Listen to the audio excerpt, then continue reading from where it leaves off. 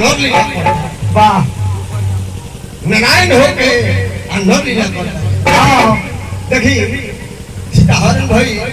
तो तीन गो चीज न कली रहे हां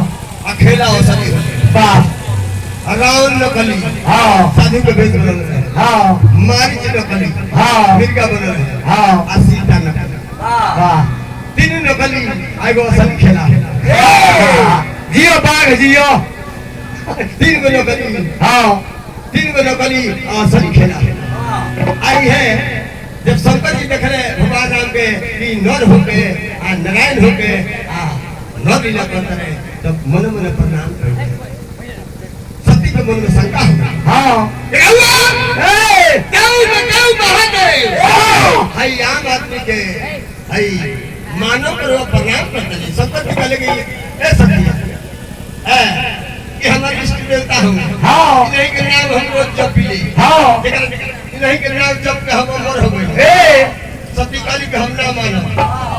कल के मत भी चाहे मत मानो लेकिन ये है हमारे इष्ट देवता हां कल के यदि तुम्हारे मन अतिशन ले हो हां जाई तुम परीक्षा ले हो कल के जा तेरा मन में शंका बा हां हमें पोर के काश का बैठा नहीं हां आ जाके परीक्षा ले हां तमन सो भीतर वाली खो पाने के ऊपरवा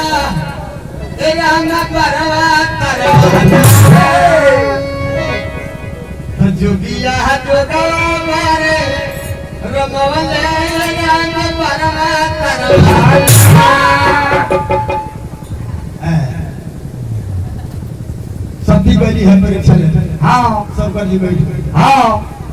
परीक्षा ले गली तो सीता के रूप बना ले जेकरा के लोग खोज हां सीता के रूप बना के जब गइल बनी हां सीता के रूप बना के जब गइली सीता के रूप बना के तो किलो भाई देखा तालो कहता लो तुलसी बाबा लिख रहे मां दुख रही ओहो अकेली कही है तू कहां छोड़ कहूं सके तू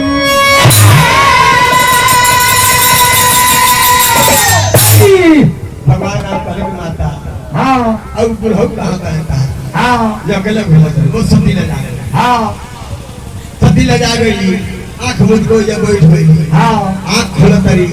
तो देखो तरी की राम लक्ष्मण सीता राम लक्ष्मण सीता मनस में निकल हां ये तीनों आदमी सब है बोले हां तुम का बुझाई के साथ हूं जब भोलानाथ को हटना तो पतिया साथ में नौकरी लगा ए आई शंकर जी का हां शंकर जी पहले की परीक्षा ले लो आ तो ना रोग खानी हम प्रणाम को चले हां आशुतोष भगवान भोलानाथ ध्यान धर के देखले हां ध्यान धर के देखले कल बिना ये तो काम बिगाड़ देले हां काम बिगाड़ देले बड़ी दुनिया के करतार होंगे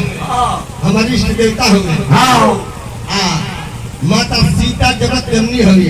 आई नहीं के रूप बना ले वो हमार मातारी होगी अब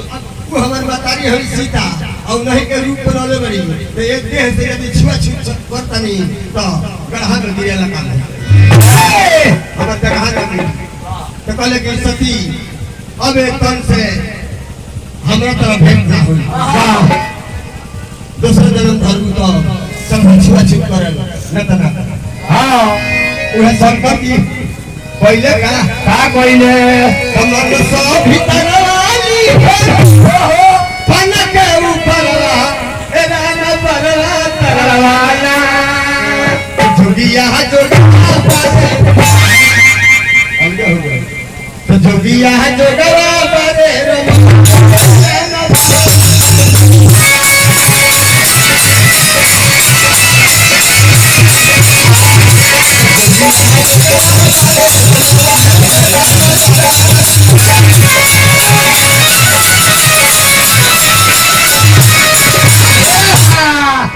बैठली बजारवा दुखवा